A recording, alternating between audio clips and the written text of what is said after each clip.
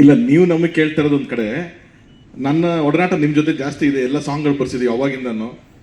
ಏನೋ ಸಿಚುವೇಶನ್ ತರೋಣ ಗುರುಗಳೇ, ಹಿಂಗೆ ಎಣ್ಣೆ ಮೇಲೆ ಸಾಂಗು, ಸಂಜೆ 7 ಗಂಟೆ ಮೇಲೆ ಬಾ ಅಂತ ಹೇಳ್ತೀರಾ. ಅದೇ ಥರ ಒಂದು ವಾತಾವರಣದಲ್ಲಿ ನಮಗೆ ಖಾಲಿ ವಾಟರ್ ಬಾಟ್ಲ್ ಆಗಿರ್ಬೋದು, ಅಥವಾ ಅಲ್ಲಾಡ್ಸು ಎಲ್ಲ ಆ ಥರದೇ ಮಧ್ಯಾಹ್ನ ಆದ್ರೂ ಅದೇ ಥರ ವಾತಾವರಣ ಇಟ್ಟಿದ್ದೀರಿ. ಯಾವುದು ನಾವು ಕಣ್ಣು ಹೊಡೆಯೋಕ್ಕೆ ಬರೀಬೇಕಾದ್ರೆ ಹುಬ್ಳಿ ಭಾಷೆ ಕೇಳ್ಕೊಂಡು ನೀನು ಹುಬ್ಳಿ ಭಾಷೆ ಮಾತಾಡೋ ಅಂತ ಹೇಳಿ ಒಂದು ಇನ್ಸ್ಪಿರೇಷನ್ ತೊಗೊಂಡು ಬರೀತಿದ್ರಿ. ಈ ಸಾಂಗ್ ಇನ್ಸ್ಪಿರೇಷನ್ ನೀವೇನು ಹೇಳಿ ಸರ್ ಫಸ್ಟು? ನಮ್ದು ಬಿಡಿ, ಈ ಸಾಂಗ್ ಬರೀಬೇಕಾದ್ರೆ ಜಡೇಶ್ ಏನ್ ನಿಮ್ಗೆ ಎಕ್ಸ್ಪ್ಲೇನ್ ಮಾಡಿದ್ರು, ನೀವು ಇನ್ಸ್ಪಿರೇಷನ್ ಹೆಂಗ್ ತಗೊಂಡ್ರಿ?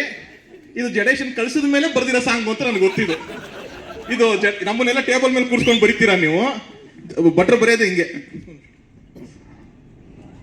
ಇದ್ಯಾಕೆ ಇದು ತೋರಿಸ್ಬೇಡ, ಇದು ಸೆನ್ಸರ್ ಪ್ರಾಬ್ಲಮ್. ಅದೇ ಬರೀ ಭಟ್ರು ಹಿಂಗೆ, ಇದು ಜಡೇಶ್ ಬೆಳಗ್ಗೆ ಬರ್ಕೊಡ್ತೀನಿ ಹೋಗು ಅಂತ ಕಳ್ಸಿರೋ ಸಾಂಗು. ಹೇಳಿ. ಇಲ್ಲ, ನಾವು ತುಂಬಾ ಉನ್ನತ ಮಟ್ಟದ ಚರ್ಚೆ ಮಾಡಿದ್ವಿ, ನಾನು ಮತ್ತೆ ವಿಜಿ. ಒಂದು ಸಾಮಾಜಿಕ ಉತ್ಕ್ರಾಂತಿ ಆಗ್ಬೇಕಂತದೊಂದು ಮಟೀರಿಯಲ್ ಹೇಳೋ ವಿಜಿ ಅಂದಾಗ, ಸರ್ ನಮ್ಮವು ನಿಮ್ಮವೇ ತೆಗೆದ್ರೆ 5 ನಿಮಿಷಕ್ಕೆ ಬಂದ್ಬಿಡ್ತದೆ ಅಂದ. ಯಾವುದೋ ಒಂದು ಬಿಡು ಅಂದೆ. ವಿಜಿ ಮತ್ತೆ ನಾನು ಇಬ್ಬರೇ ವೈಯಕ್ತಿಕವಾಗಿ ಮಾತಾಡೋದನ್ನ ಯಾರನ್ನ ಕೇಳ್ಬಿಟ್ರೆ ಕಿವಿ ಕಿತ್ತೋಗ್ಬಿಡ್ತೇವೆ ಸರ್.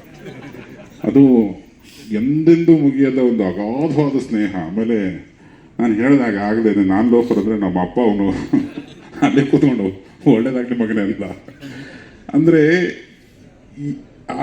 ಆ ವಿಜಿ ಸಹವಾಸದಲ್ಲಿ, ಅಥವಾ ನನ್ನ ವಿಜಿ, ದುನಿಯಾ ಸೂರಿ, ಗಣಪ, ಇವು ಎಲ್ಲರೂ ಒಟ್ಟೊಟ್ಟಿಗೆ ಏನಿಲ್ಲದ ಕಾಲದಿಂದ ಏನೇನೇನೆಲ್ಲ ನೋಡ್ಕೊಂಡು ಬಂದು ನಮಗೆ ಯಶಸ್ಸು, ಸೋಲು, ಮದುವೆ, ಮಕ್ಕಳು ಎಲ್ಲವನ್ನು ನೋಡಿರೋ ಒಂದು ಪ್ಯಾಟರ್ನ್ ಇದೆಯಲ್ಲ, ಅದು ಜಡೇಶಂಗೆ ಸಿಂಕ್ ಆಗಿಲ್ಲ ಬಿಗಿನಿಂಗಲ್ಲಿ.